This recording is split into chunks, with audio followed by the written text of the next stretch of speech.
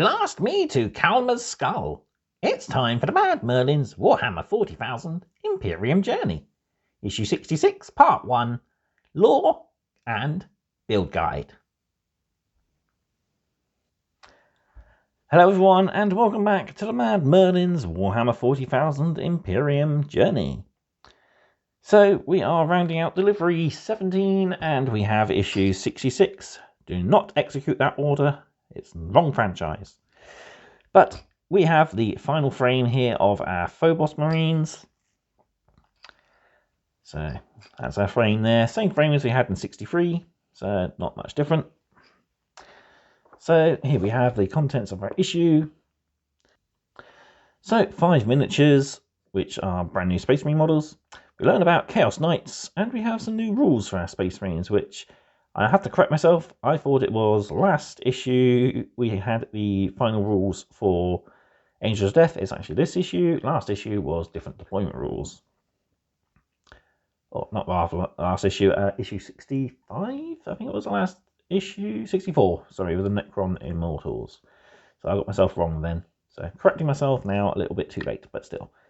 So yeah, here we have our issue, our frame, and of course our bases. So let's take a look at the frame. But before we do, of course, don't forget to hit that like button. And also don't forget, if you haven't already, subscribe to the channel so you can keep up to date with all my mad content. And don't forget to help the channel out by leaving a comment down below. And to do so, here is a question for you.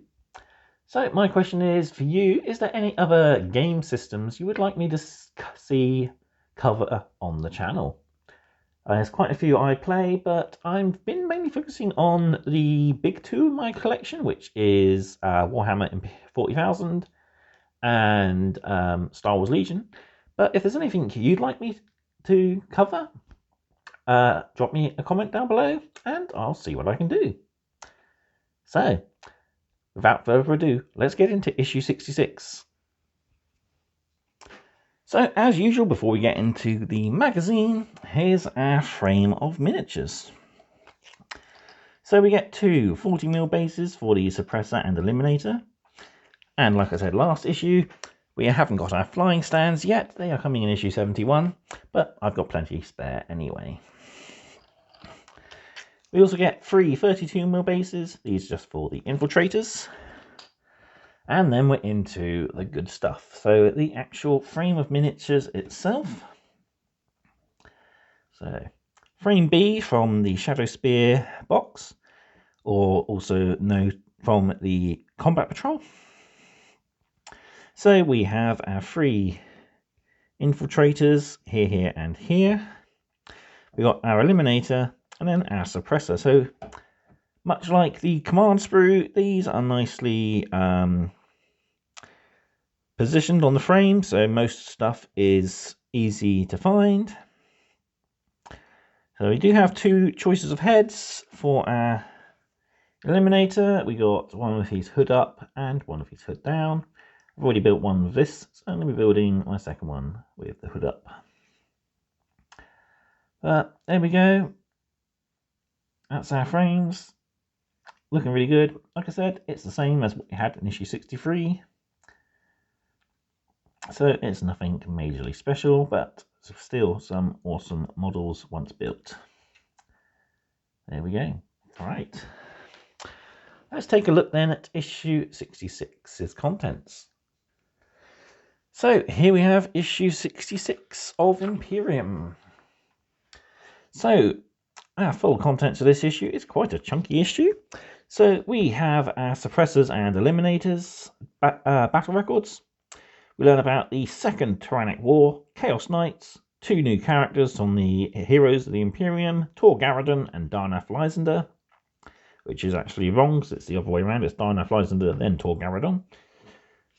Then we have a awesome short story, which I've not long finished reading, as I'm filming this a little bit in advance. Awesome story featuring the Genocide cults and a squadron of Lima Russes. So I'll get into that when we get there. Really good story. Building our Vanguard Marines. So there's no paint guides in this one. So yeah, no paint guides. You have to refer back to the previous two issues, 63 and 65. That will give you all what you need to do to paint these guys. Rules wise, we have the Angels of Death Part 2 for our Space Marines, and we also have the Battle Below, so a nice subterranean sort of mission. Right, moving on then, we have our Suppressor Squad. So, jump pack equipped fire support. Suppressors are fast-moving squads armed with devastating anti-infantry weapons. It is their task to keep up a steady stream of fire towards the foe, allowing their battle brothers to advance and take ground without the risk of being felled by the enemy. So, all of these guys are equipped with jump packs, not as big and useful as the Inceptors jump packs, which are designed to be able to launch the wearer from orbit and survive coming through the atmosphere.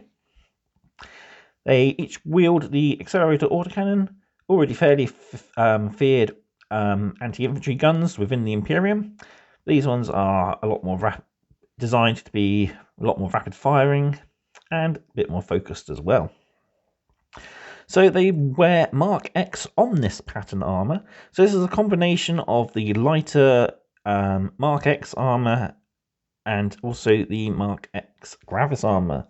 So pretty much the top half of the suppressor is much the same as the regular intercessor. They have the streamlined helmets, which are much the same as the infiltrators. But then they have the heavier supported legs, much like the Gravis armored Marines. So it just goes to show how really modular that armor pattern is. I do like that. That is a really cool way of helping all your units sort of tie in together by having shared components. But I just really don't like much of the Phobos stuff, sadly. It's just the way that the armor segments sit funny on the legs and stuff. Just really odd looking to me. But I do like these guys. They are pretty cool. So this is Squad Pentarios. So we got Brother Sergeant Viridius Pentarios. We also have Brother Gillian and Brother Parallax. And the squad speciality is pinning down the enemies. So their honorifics are the Liberators of Lumera. And got a little tick box here for each time they destroy a model from 3 different units in one shooting phase. So basically making sure your squads are each guy is firing at individual targets. That's pretty cool. Then we've got battle record as usual there. Moving on, we've got Eliminator squads. So these are peerless marksmen. Serving with the Space Marine Vanguard, Eliminators are expert snipers equipped with the specialist bolt sniper rifles. These weapons can fire a variety of ammunition types, allowing the Eliminators to engage and destroy enemy commanders or decimate rank upon rank of lowly foot soldiers. So the Eliminators are equipped with the bolt sniper rifles, which are really cool looking weapons. So a slightly longer version of the bolt rifle with added targeting scopes, a smaller ammunition pack, and of course a silencer as well. So the sergeant has magno binoculars, which helps him identify targets, and they all wear infrared goggles. They also have their camo cloaks, which are crafted from a substance known as chameleoline. These cloaks adapt themselves to the surrounding terrain to help hide the Eliminators a lot better. I've seen, as somebody else has mentioned in a review of this, I've seen a lot of people do some really nice blending where they blend the cloaks into their bases, which is a really cool way of doing it. I would be tempted to do it myself, but I don't think I'm that skilled yet for that sort of thing. Other weapons the Eliminators can wield is the las fusile. So these are basically lighter versions of the las cannon and are used to help eliminate the threat of tanks. So when the Space Marine Vanguard are faced with a rather heavy tank support force, they bring out the las fusiles to help eliminate. So, as usual, I've got my squad named. So we got Squad Romanus. They are the Blazing Aegis. We got Brother Sergeant Gnaeus Romanus, Brother Novius, and Brother Manius. And they are experts at eliminating enemy commanders. And we got a little tick chart here for each time we use the different types of ammunition. So each time you destroy an enemy character with a mortis round, destroy 6 enemy models in one shooting phase of the Hyperfang rounds, and destroy a model with the executioner rounds after moving in the previous movement phase. Cool, rather good. Right, moving on to a bit of background lore, we have the Second Tyrannic War. So, following the defeat of High Fleet Behemoth, some foolishly optimistic Imperial observers believed the Tyranid threat was over. Several centuries passed without incident before the tendrils of a second High Fleet reached into the Imperium to destroy and devour. So, again, coming from the eastern fringe was the second High Fleet, this one known as High Fleet Kraken, where Leviathan came more from the south.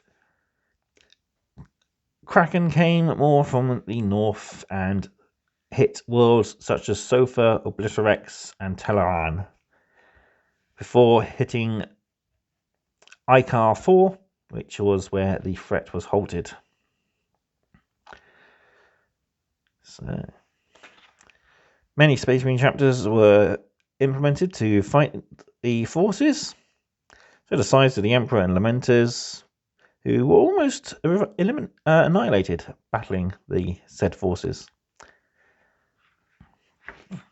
So, the Battle of Icar 4 was the turning point in the war, where Marnes Calgar led the mighty Ultramarine strike force and helped defeat the forces that High Fleet Kraken had deployed there. But much before that, there was the Doom of Iandan. So, as the High Fleets moved in from the east, they came across the the Eldari craft world of Iandan, one of my favourite craft worlds, which it took a lot to actually beat back the Tyranids. They lost a lot of their forces, and it is mainly thanks to Prince Uriel, who was the leader of Iandan, and also the ship's Wraith constructs, that they actually managed to defeat the Hive Tyrants and break down the assault.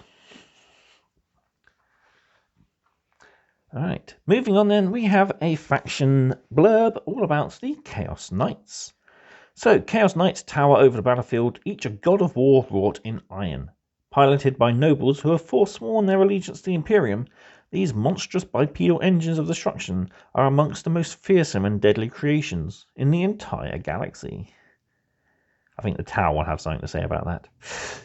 But we have another inquisitorial report here, focusing this time on the traitorous knights of the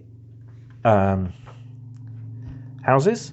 So, much like our imperial counterparts, there are many different houses of knights and different marks of knight armor. But these are basically worlds that have been blacked out from the Imperium or have been taken over by Chaos forces, and they've sworn themselves in allegiance to the Dark Gods. So, house worlds here are like I said, the worlds where a knightly house was ruling, but they gave themselves over to Chaos and drew their entire planet into the fold. So these worlds now become pretty dark and dangerous to anybody that is not, of course, a worshipper of Chaos. And then here we have some of the traitor houses. So we've got House Corvax, House Herpetrax, House Chimeri, House Commentis, House Lucaris, and House Ventrix. I think I kind of like the artwork of Korvax, but I think I remember the lore for Chimeri was one of my favourites, plus the colour scheme was pretty cool. But as I don't have a Chaos Knight, I don't have to worry about that horrible sort of stuff, because I'm a Imperium son through and through, and here is the proof. We have one of my top 5 favourite characters of all, which is Darnath Lysander, Watch Commander of the Phalanx, first captain of the Imperial Fists. So Darnath Lysander has led a long and bloody career. Though he is viewed by some as arrogant and superior in nature, none doubt that Lysander's heroism, for his roll call of victories is lengthy and ever growing. So Darnath Lysander was once a captain, or even he used to have rules when he was a sergeant of a tactical squad. He's now a captain and leads the first company of the Imperial Fists, my absolute favourite first founding chapter. Although I do have a soft spot for Blood Angels as well.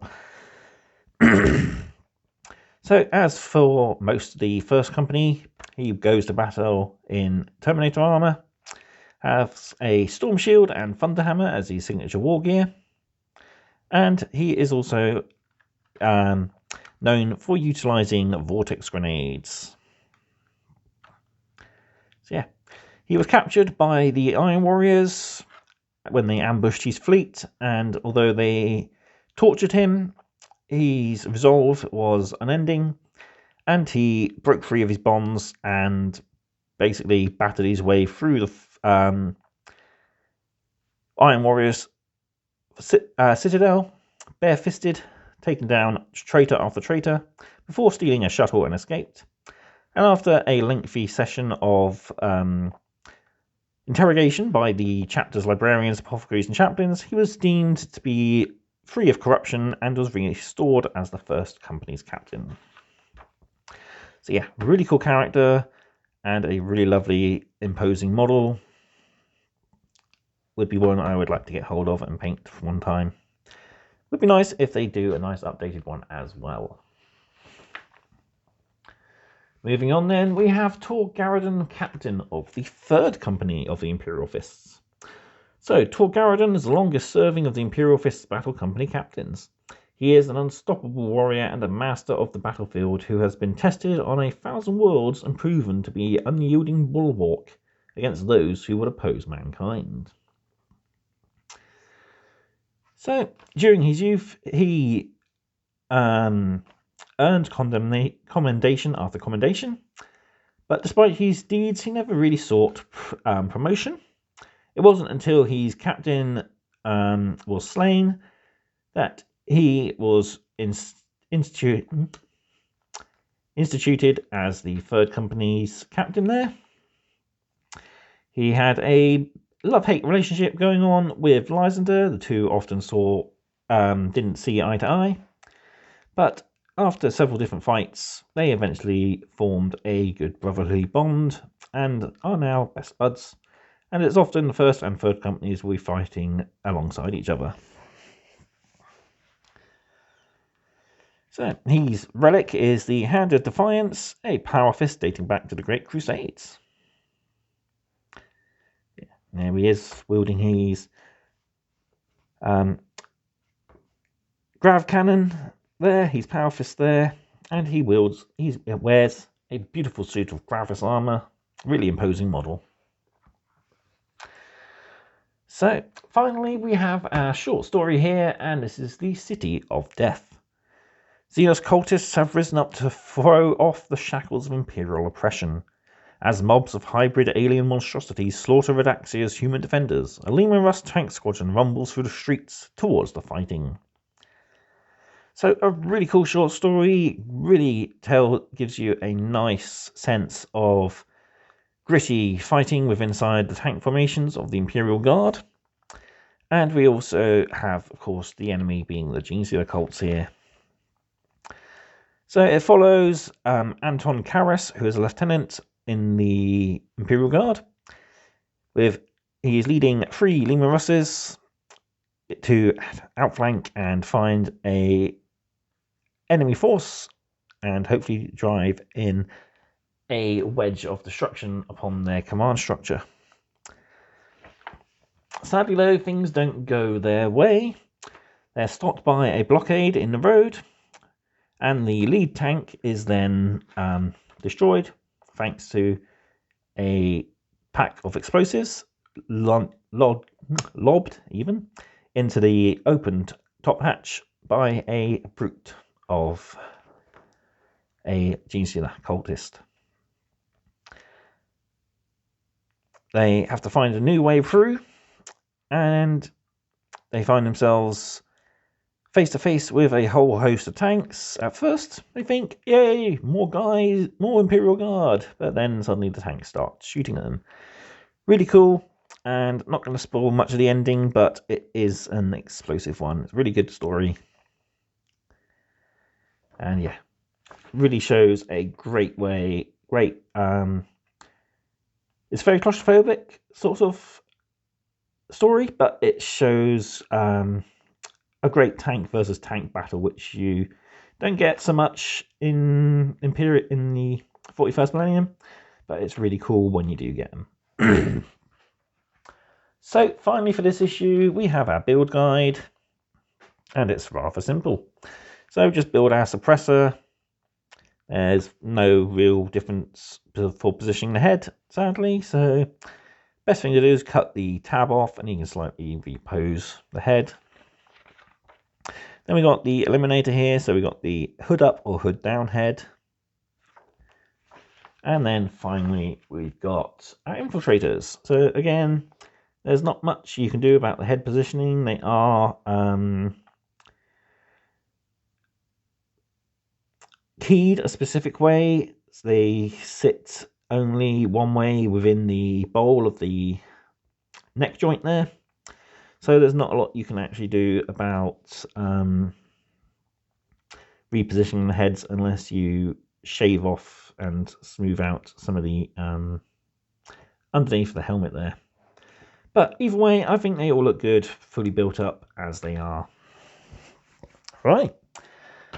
That is it for issue 66 of Imperium. Well, the first part anyway.